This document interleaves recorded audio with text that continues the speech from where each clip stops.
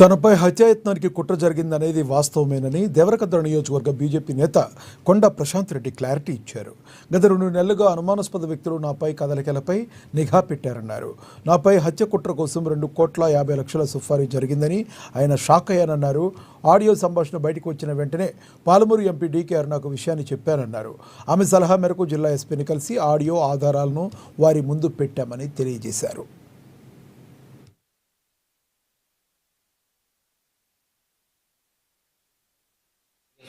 మీద వెళ్తున్నటువంటి సందర్భం కావచ్చు, కొత్త వ్యక్తులు నాకు అనుమానం వచ్చేటటువంటి విధంగా వాళ్ళు నా మీద ఎంక్వైరీ చేయడమో, నా గురించి డీటెయిల్స్ తీసుకోవడమో, అవన్నీ కూడా కొంత నాకు అనుమానం వచ్చి నేను చిన్నగా నాకున్నటువంటి ఫ్రెండ్ సర్కిల్ ద్వారానో, నాకున్నటువంటి మాధ్యమాల ద్వారానో వీళ్ళు ఎవరు ఎందుకు తిరుగుతూ ఉన్నారని చెప్పి నేను ఎంక్వైరీ చేయడం జరిగింది. ఆ ఎంక్వైరీలో వీళ్ళు నా మీద అటాక్ చేయాలనే ఒక ఆలోచనతో ఉన్నారని చెప్పి నాకు తెలిసింది.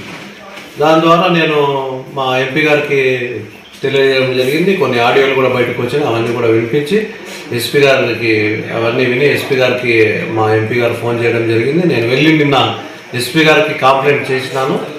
తప్పనిసరిగా వాళ్ళ మీద కఠిన చర్యలు తీసుకుంటా అని చెప్పి ఎస్పీ గారు హామీ ఇచ్చినారు. ఎంక్వైరీ నడుస్తూ ఉంది. ఎంక్వైరీలో ఏం చేస్తుంది, నా మీద ఎవరు కుట్ర చేస్తూ ఉన్నారు అనేది ఒక క్లారిటీ వస్తుంది. ఇంకో విషయం, నేను మీ ద్వారా డిపార్ట్మెంట్ని నేను కోరుతా ఉన్నా, ఎస్పీ గారిని కోరుతా ఉన్నా. నాకు పోలీస్ వ్యవస్థ మీద పూర్తి నమ్మకం ఉంది.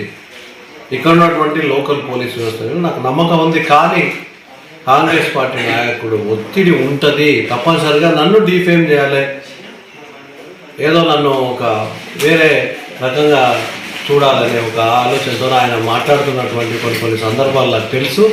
కనుక నేను పోలీస్ వ్యవస్థను ఎస్పీ గారిని ఒకటే కోరుతా ఉన్నా. ఏది ఏమున్నా పూర్తి స్థాయిలో నిజం బయటికి రావాలంటే కొత్త నెల్లూరు జిల్లా